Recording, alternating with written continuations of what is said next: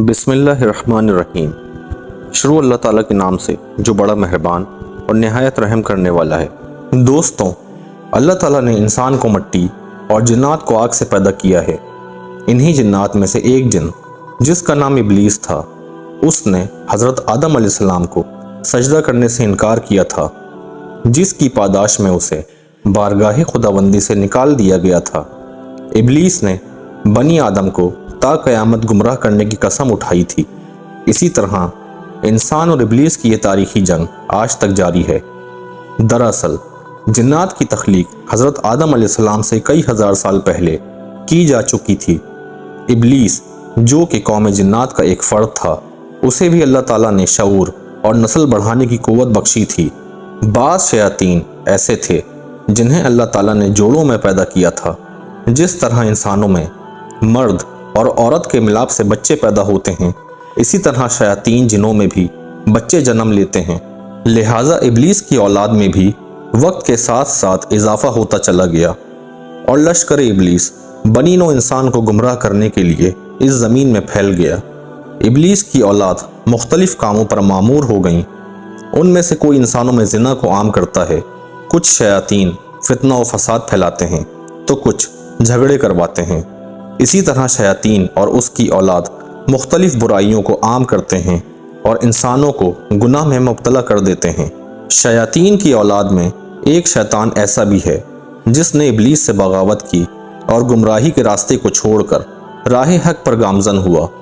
یہ شیطان ابلیس کا پوتا تھا جس نے ہمارے پیارے نبی صلی اللہ علیہ وآلہ وسلم سے ملاقات کی تھی اور آپ پر ایمان لے آیا تھا۔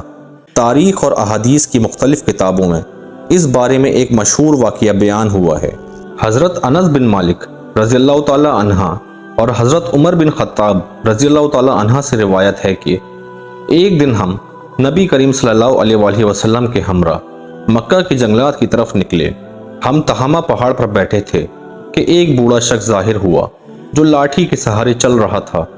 اس نے آقا کریم صلی اللہ علیہ وآلہ وسلم کو سلام کیا۔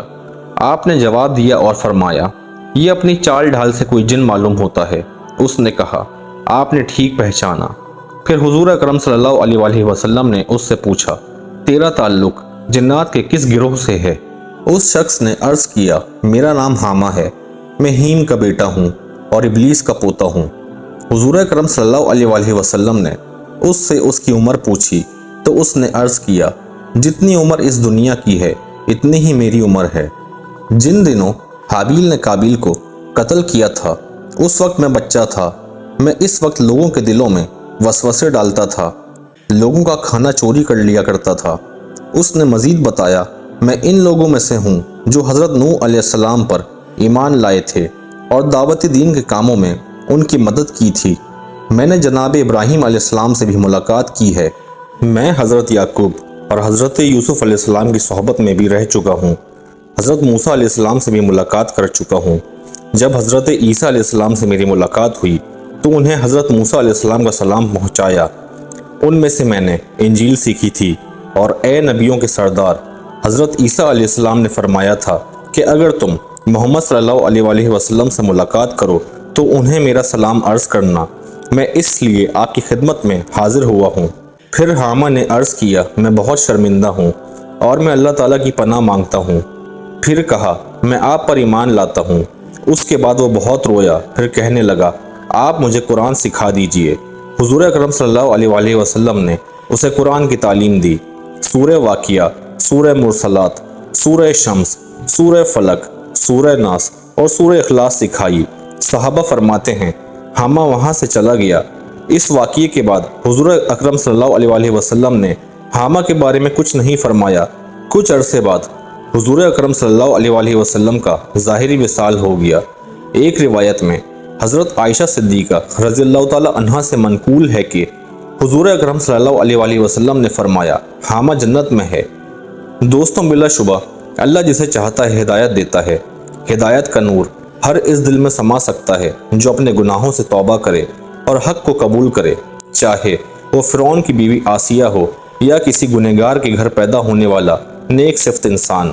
امید ہے آپ کو ہماری آج کی ویڈیو پسند آئی ہوگی۔ ویڈیو اچھی لگی ہو تو ویڈیو کو لائک کریں اور اپنی رائے کا اظہار کامنٹ سیکشن میں کریں، اور آپ سب سے دوبارہ سے ریکویسٹ ہے کہ ہمارے چینل کو سبسکرائب کریں اور ساتھ ہی لگے بیل آئیکن کو بھی پریس کریں تاکہ آپ کو ہماری ہر ویڈیو کی نوٹیفیکیشن مل سکے۔ اللہ تعالیٰ آپ کو اپنے حفظ و امان میں رکھے، آمین۔